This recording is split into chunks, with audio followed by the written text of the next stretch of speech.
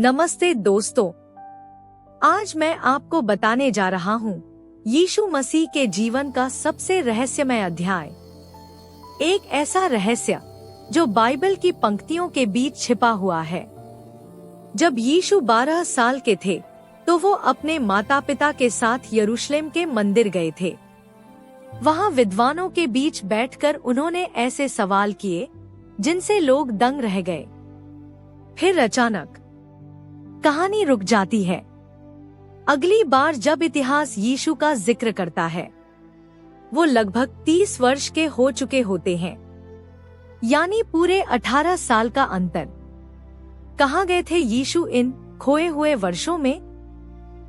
यही है वह रहस्य जिसने सदियों से इतिहासकारों और भक्तों को उलझा रखा है। कुछ मानते हैं वो गलील के पहाड़ों में ध्यान करते रहे, जहां उन्होंने ईश्वर की आवाज सुनी। कुछ का दावा है वो भारत आए। कश्मीर और तिब्बत के प्राचीन मठों में उन्होंने करुणा और प्रेम का संदेश सीखा। लद्दाख के पुराने ग्रंथों में ईसा नाथ नाम के एक योगी का जिक्र है। क्या वो वही यीशु थे? दूसरी ओर कुछ कहते हैं कि यीशु ने उस समय रेगिस्तानों में भटकते हुए मनुष्यों की पीड़ा को समझा और परमेश्वर के राज्य का रहस्य अपने भीतर संजोया। फिर जब वे 30 वर्ष के हुए, उन्होंने यूहन्ना से बपतिस्मा लिया और दुनिया ने पहली बार यीशु मसीह को प्रकाश के रूप में देखा। पर सवाल आज भी वही है, वो 18 साल कहाँ गए?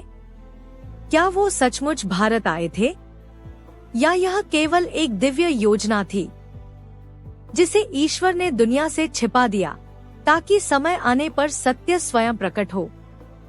क्योंकि कुछ रहस्य केवल विश्वास से ही समझे जा सकते हैं।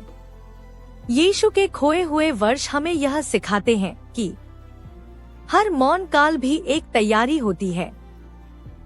जब ईश्वर किसी आत्मा को महान उद्देश्य के लिए गढ़ रहा होता है।